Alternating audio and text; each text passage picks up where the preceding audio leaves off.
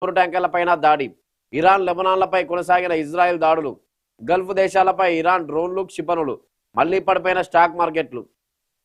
చమురు రవాణాకు అత్యంత కీలకమైన హర్మూజ్ జలసంధిలో అగ్గిపుట్టింది. రవాణా నౌకలను పేల్చేందుకు ఇరాన్ మోహరించిన మైన్ లేయింగ్ నౌకలపై, సముద్రంలో మందుబాతులు అమర్చే నౌకలపై అమెరికా భీకర దాడులు చేసింది. 16 నౌకలను ధ్వంసం చేసింది. ప్రతిగా పర్షియన్ గల్ఫ్ జలాల్లో 3 రవాణా నౌకలపై ఇరాన్ దాడులు చేసింది. ఇందులో భారత్కు వస్తున్న థాయిలాండ్ నౌక ఉంది. ఈ నౌకలోని 3 గల్లంతయ్యారు.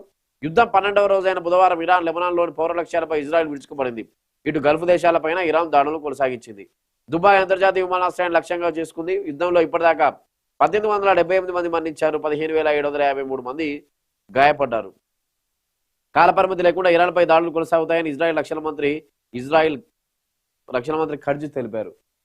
హర్మూజ్ జలసంధి, ప్రధానమైన హర్మూజ్ జలసంధి టార్గెట్ గా ఇటు అమెరికా ఏదైతే హర్మూజ్ జలసంధి మార్గంలో అంటే 20% ముడి చమురు అక్కడి నుంచే భారత్ కానీ ఇటు మిగతా దేశాలకు కానీ రవాణా అవుతూ ఉంటుంది. అటు ఇటు ఆ హర్మూజ్ జలసంధిపై ఇరాన్ తన పట్టు నిలుపుకునేది. అంటే మా వైపుగా వచ్చే నౌకలు, అటు నుంచి వెళ్లే నౌకలను పేల్చివేస్తామని గతంలో కూడా ఇరాన్ హెచ్చరించింది. ఆ విధంగానే ఇరాన్ ప్రవర్తిస్తోంది.